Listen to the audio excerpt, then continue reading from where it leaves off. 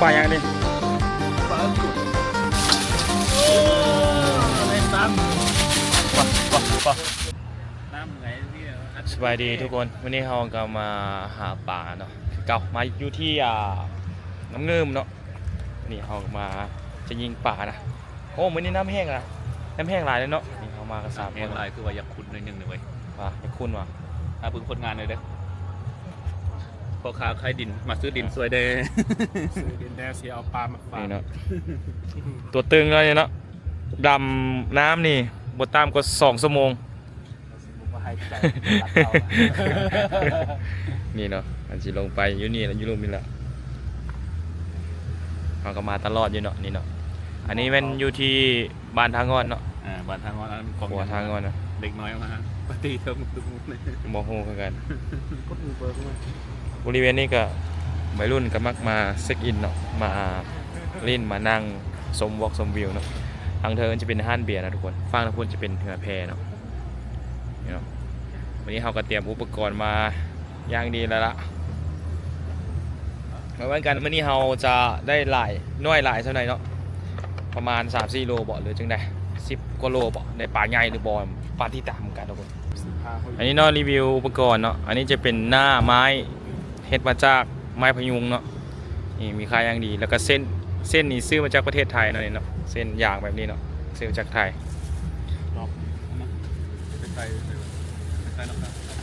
นี่เนาะเราเก็บตัวลงไปนะเบิกตัวตึงเด้อตัวตึงสิลองมือจะได้โตเนาะ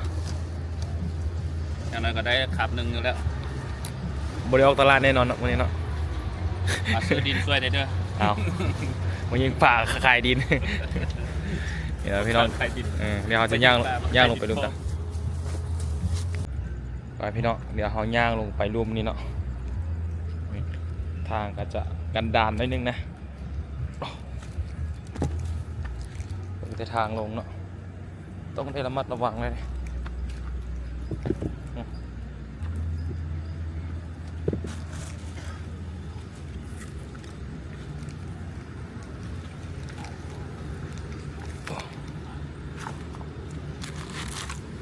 อันนี้มีการน้ำมาการเชื่อนลงไปพุ่นเนาะ2 คนลงไปฮอดพุ่นละ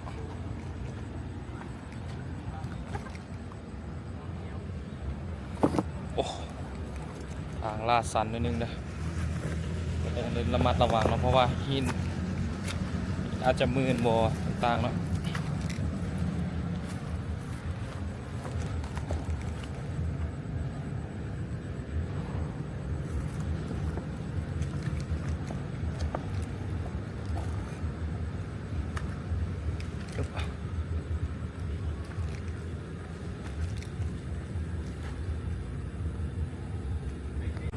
โอ้เขาก็เนี่ยลงมาฮอดเลยเนาะบรรยากาศดีเลยล่ะน้ำเดี๋ยวเซ็กเบื้องน้ำเนาะน้ำก็ขุ่นอยู่เด้อก็ขุ่นโบราณแล้วนี่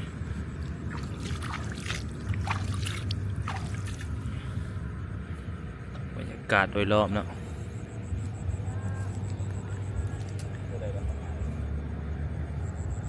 บรรยากาศดีเลยล่ะมื้อนี้อากาศค่อนข้างที่จะร้อนเนาะเหมาะกับการดำปลาเป็นนี้เนาะโอเคเนาะวันนี้กะ1 แต้มเนาะใส่โดนมาแล้ววะโอ้เป็นได้โอ้นี่เนาะตัวหนึ่งเนาะ1 แต้มสวยๆพี่น้อง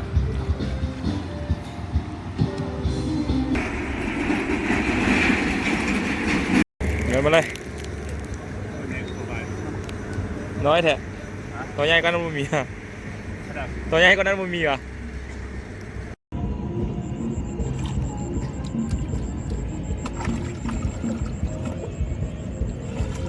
ตัวใส่ว้าวใส่เลย2 เมตรมันเลือแห้งหมดมันแห้งเลยได้ต้นโตเองโอ้บอกแบบเป็นตัวเก่าอันนี้ปลานี้ทุกคนโอ้จับเลยเที่ยวสะพานยังไงเที่ยวมันมักหินกับอันนั้นเลยมันติดกันเนี่ย โ เป็นสองสามตัวเมื่อกี้นี่ถึงได้ปลาหน่อยจังสิ ปลาน้อยเก่าเนาะ ต้องเดือด3มื้อแต่จะเสียจังได๋พอเน็ตมันค่อยยิงมันจะฆ่าใหญ่น่ะ นะยังพี่น้องอันนี้ปลาหมูอ่ะโอ้เฮ้ยโอ้ปลาอย่างนี้ ปลากด ปลากดบ่โอ้ ปลากดน้ำ โอ้กดไซส์งามๆเลยเนาะน้อย ใส่พอดีงามเลย นี่ โอ้ตรงเลยครับอันนี้ดูดิ หางแยงอ่ะ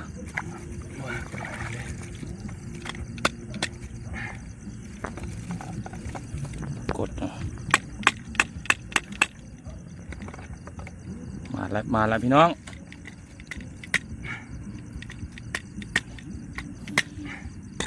นี่เนาะท่านตั้มมาแล้วนี่ได้หลายๆได้ด้วยนี่ยังไง อันนี้ อันนี้นะโอ้มาแล้วเนาะมาแล้วพี่น้อง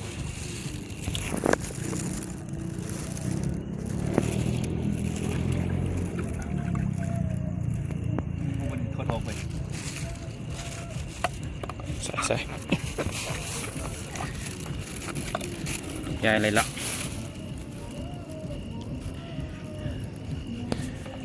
ใส่งามๆเลยเนี่ย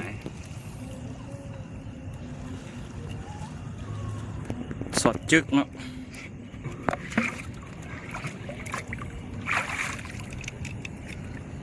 ไปพี่น้องมาอีกแล้ว ตัวตึงได้นี่นะ ตัวตึงเนาะ เฮ้ย ทำลายสถิติเพื่อนเนาะปกตินี่บปานใดเมื่อแต่เมื่อนี้นี่ ปกติ แต่เมื่อนี้เพิ่งทำยอดได้หลายได้ไปนี่นี่เนาะ ปกติก็ได้ปกติเลย คุ้มค่านะวันนี้เนาะ ว้าวไหวไปซ้ายได้แบบซ้ำมันถักเลยนะถ้าว่าตัวนั้นเนี่ยถักว่า นี่นะไซส์พอดีปิ้งแซ่บเลยล่ะ ปลาอะนี่นี่เนาะเราได้หลายเติบแล้วเนี่ยประมาณ4 โลต้องมีแล้วเนี่ย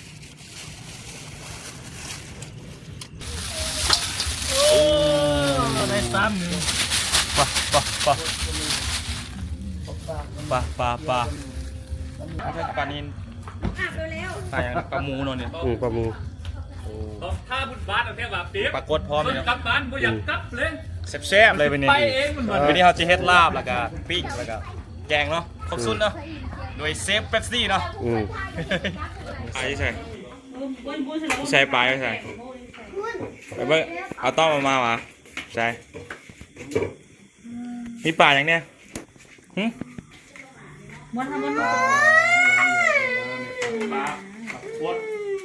ปลาหมู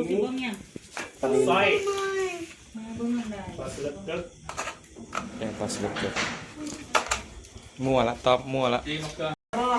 อันนี้ทีมงานแม่ครัวกำลังดังไฟนะวันนี้เขาจะเฮ็ดลาบแล้วเฮ็ดแกงเนาะ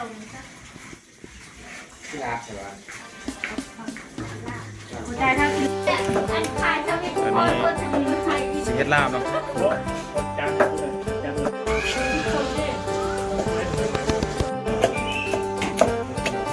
อันสูงมากนะว่ะ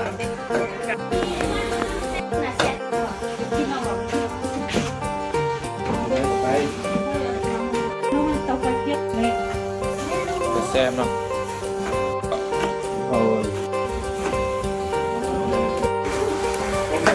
อันนี้ไม่ได้ปิ้งเก็บใส่ลาบน้ำซื้อใส่ลาบมาล้างไปเห็นแล้วเนาะ มีหลุมเหรอ มาอย่างเฮ้ยพี่ชายให้อย่างมอนให้อย่างมอน A B C D อ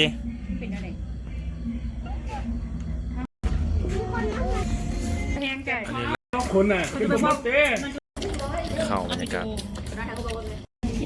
นี่เด้อ ตอนนี้เขาก็อาหารเขาก็พร้อมเสิร์ฟแล้วเนาะเต็มเนาะมีปิ้งปลาแล้วก็มีปลาแล้วก็ แกงปลาเนาะก็ลาบบ่ทันมาเนาะเจ้าของเป็นได้โอเคยูตี้ โอเคอยู่ได้อยู่พอคิดอยู่ พอกินอยู่เนาะใครก็กินต้มไข่เนาะ เป็นได้ เป็นได้อายแซ่บอยู่บ่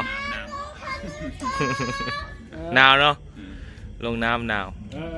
เป็นได้ไอ้บังแซ่บอยู่บ่ มากินข้าวปะ แซ่บไม่นอกปลาน้ำเงิมเนาะ นี่อย่างลูกมันเทเลยมันเทเอาหลาย ตอนนี้นี่แล้วมันยังไปเปล่า อร่อย หมดนี้เลยวะเขาแซงกัน มาเด้อทุกคนกินข้าวเนาะนี่เนาะผลงานที่เฮาเป็นยิงมื้อนี้เนาะบรรยากาศแบบฟิลบ้านๆเนาะแซ่บอร่อยทุกเมนูนะ นอนเพื่อการกำลังเครื่องขาวสุขภาพ